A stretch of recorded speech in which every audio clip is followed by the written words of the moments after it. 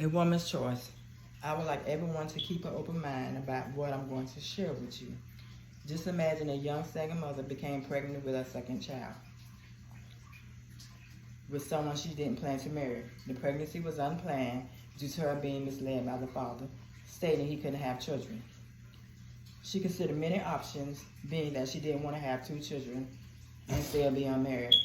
Her choices were to either have an abortion or give the child up for adoption. She was in heavy turmoil, but in the end, she decided to keep the child.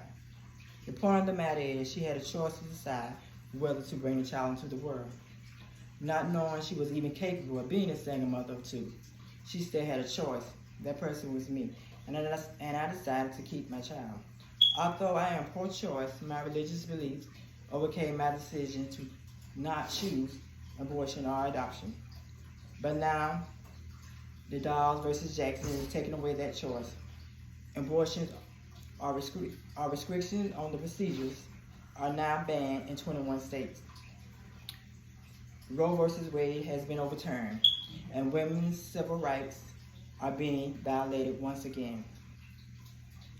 Being single, unmarried, and fearing that I would be unable to provide for 2 children led me to consider other options such as abortion or adoption. The purpose of my speech is to persuade everyone to consider that pro-life should be more than just the conception. The life, the health, and the welfare of the mother and child should be of importance too. Women should have the right to make their own health decisions regarding their body without their intervention from the state they reside in. Due to Roe versus Wade being overturned, women are being controlled over their health decisions regarding their bodies. With restrictions on access to health care, women's lives are at risk. There has been an increase in maternal morbidity and mortality. Fear among healthcare providers has become an issue. This case has also caused a reduction to access in all forms of care.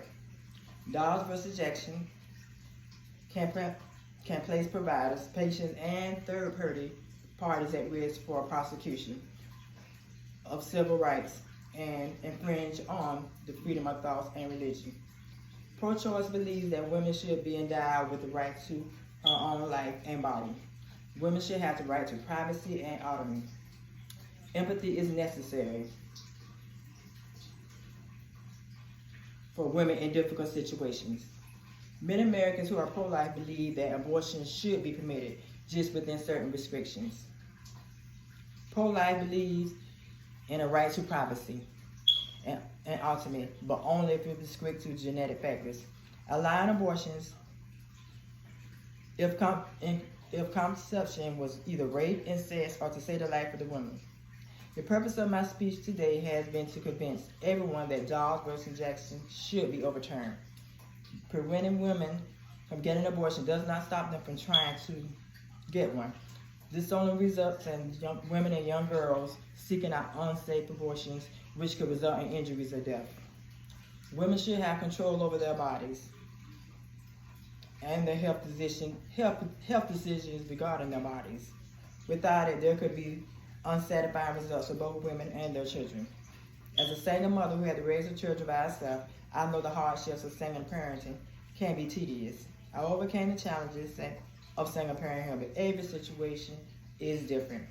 Although I didn't choose abortion, it is still important for me to share this information with every one of you. Earlier in my speech, I asked you to keep an open mind with the knowledge that I have shared with you about my pregnancy. I'm pro-choice, but I decided to keep my child. Shouldn't all women be entitled to the same choice? Whether you are pro-choice or pro-life, please consider each situation at hand.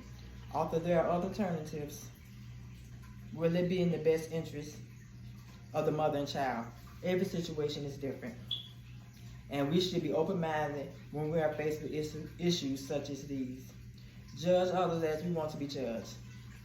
If a woman chooses to have an abortion, I would rather it be in a safe legal place. The life of the mother and child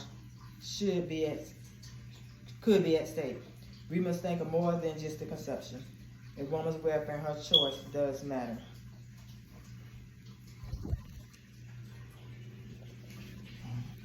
Mm-mm.